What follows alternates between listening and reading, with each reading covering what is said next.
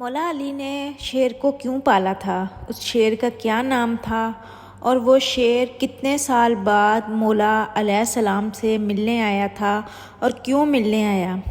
حضرت امام حسین علیہ السلام نے جس شیر کو پالا تھا وہ شیر ابو الحارث کہاں سے آیا، اور بچپن میں آزاد کیا ہوا وہ شیر اس طرح 10 محرم کو امام علیہ السلام کی شہادت کے بعد پہنچا، اور اس کے بعد فوج یزید کے ساتھ اس نے کیا کیا؟ امام حسین علیہ السلام نے بچپن سے ایک شیر پال رکھا تھا جس کا نام ابو الحارث تھا۔ عربی میں حارث شیر کو کہا جاتا ہے۔ یہ شیر امام حسین علیہ السلام کو کیسے ملا؟ آج کی اس ویڈیو میں مکمل تر تفصیلات آپ کے ساتھ شیئر کی جائیں گی۔ ایک دفعہ مولا علی علیہ السلام خطبہ فرما رہے تھے کہ اس دوران کچھ لوگ دوڑتے ہوئے مولا علی علیہ السلام کے پاس آئے۔ مولا علی علیہ السلام نے پوچھا تو انہوں نے کہا کہ مولا ایک شیر آپ کی طرف آ رہا ہے۔ مولا علی علیہ السلام نے فرمایا کہ ڈرو نہیں، بیٹھ جاؤ، یہ شیر کسی کو کچھ نہیں کہے گا۔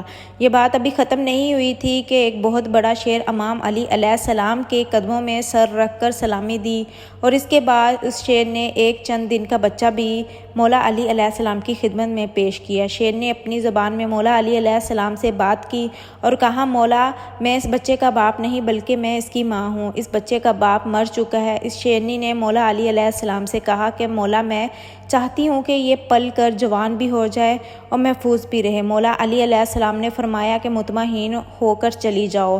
علی نے اتنا ہی کہا تھا کہ یہ بچہ یتیم نہیں ہوگا اور نہ اسے کبھی یتیمی کا احساس ہوگا۔ یہ بچہ ایسے میں دوں گا جو پرورش بھی کرے گا اور یتیموں کی پرورش کر سکتا ہے۔ اور اس شیرنی نے یہ سن کر کہا کہ مولا علی وہ کون ہے جو حیوانوں کو بھی اتنا زیادہ پیار کرتا ہے اور یتیمی کا احساس نہیں ہونے دیتا؟ مولا علی علیہ السلام نے فرمایا کہ میرا ایک بیٹا ہے جس کا نام حسین ہے، یہ یتیموں کی اس سے زیادہ پرورش کرنا کوئی نہیں جانتا۔ مولا علی علیہ السلام نے فرمایا کہ اے حسین، یہ شیر کے بچے کو تم لے جاؤ، اور امام حسین علیہ السلام نے اس چند دن کے بچے کو اٹھایا اور سر پر شفقت سے ہاتھ پھیرا اور فرمایا کہ آج سے اس کا نام ابو الحارث ہے۔ ابو الحارث کی بچپن سے ہی امام حسین علیہ السلام سے بہت زیادہ دوستی ہو چکی تھی اور وہ ہر جگہ امام حسین علیہ السلام کے ساتھ رہتا تھا۔ اس شاعر کو امام حسین علیہ السلام سے انتہائی محبت اور عقیدت تھی۔ جب یہ شعر بڑا ہو گیا تو کچھ لوگ مولا علی علیہ السلام کے پاس آئے اور کہنے لگے، یا علی اب شعر بڑا ہو گیا ہے، ہمیں اس سے خوف آتا ہے اور ہمیں اس سے خطرہ ہے کہ کہیں یہ ہمیں نقصان نہ پہنچا دے۔ مولا علی علیہ السلام گھر تشریف لائے اور امام حسین علیہ السلام سے فرمانے لگے، بیٹا میں نہیں جانتا، یہ عرب کے لوگ کہہ رہے ہیں کہ ابو حارث جوان ہو چکا ہے، اب اسے ہم سے خطرہ ہے اور ہمیں اس سے خطرہ ہے، ابو الحارث کو اب آزاد کر دو۔ ناظرین، یہ سننا تھا کہ امام حسین علیہ السلام کی آنکھوں میں آنسو آ گئے۔ مولا علی علیہ السلام کو دیکھ کر مسکرانے لگے اور پیار سے اپنے بابا کے گلے میں باہیں ڈال کر فرمایا، جی بابا جی، جیسے آپ کا حکم۔ لیکن اس کے ساتھ ہی امام حسین علیہ السلام کے اتنے بڑے بڑے آنسو رخسار پر آ گئے۔ امام حسین نے فرمایا کہ بابا جان آج کا دن نکالیں، صبح ابو الحارث آپ کو نظر نہیں آئے گا۔ امام حسین علیہ السلام نے یہ بات امام علی علیہ السلام کو فرمائی۔ اس کے بعد امام علی علیہ السلام نے فرمایا، بیٹا حسین آج کے دن کیا کرو گے؟ امام حسین نے فرمایا، بابا جان دیکھیں باہر شام ہو گئی ہے اور یہ وقت کسی کو گھر سے باہر نکالنے کا نہیں ہے۔ مولا علی علیہ السلام نے امام حسین کو سینے سے لگایا۔ جب امام حسین علیہ السلام تہجد کے وقت شیر کو خوراک دینے کے لیے گئے تو ابو الحارث نے کہا کہ مولا آج اتنی جلدی احسان؟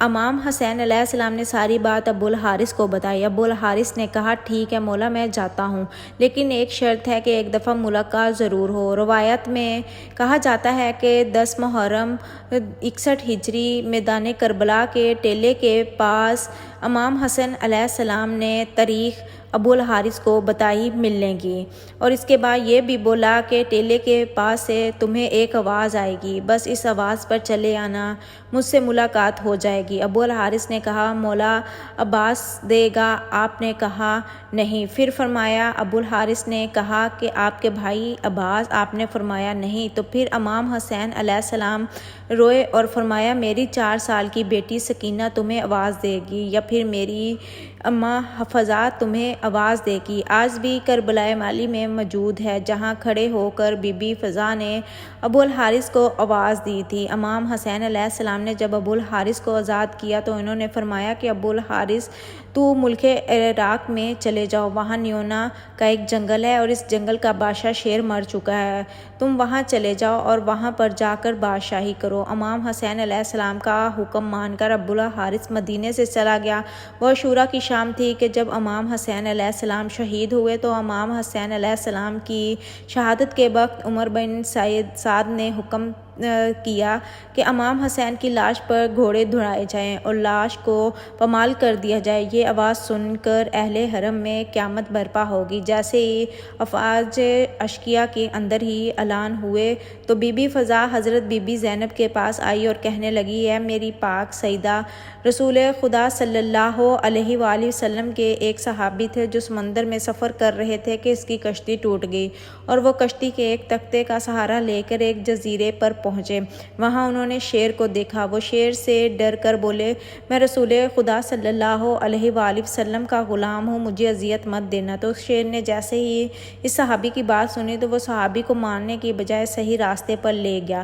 بی بی فضا نے بھی فرمایا، اے میری پاک سیدہ، اس علاقے میں بھی ایک شیر رہتا ہے، مجھے اجازت دیجیے میں اس شیر کے پاس جا کر اسے بلاتی ہوں اور ظالموں کے ارادے سے اسے آگاہ کرتی ہوں۔ بی بی فضا جنگل کے پاس گئی اور جا کر ابو الحارث آواز دینے لگی۔ چند ہی منٹوں میں شیر ان کے پاس پہنچ گیا۔ بی بی فضا نے فرمایا، اے ابو الحارث، کیا تجھے معلوم ہے کہ یہ ظالم امام حسین علیہ السلام کے جسم اطہر کو پامال کرنا چاہتے ہیں اور لاش کو پامال کرنے کے بعد یہ گھوڑوں کے ٹاپوں سے ان کی لاش کو ناقابل شناخت بنانا چاہتے ہیں۔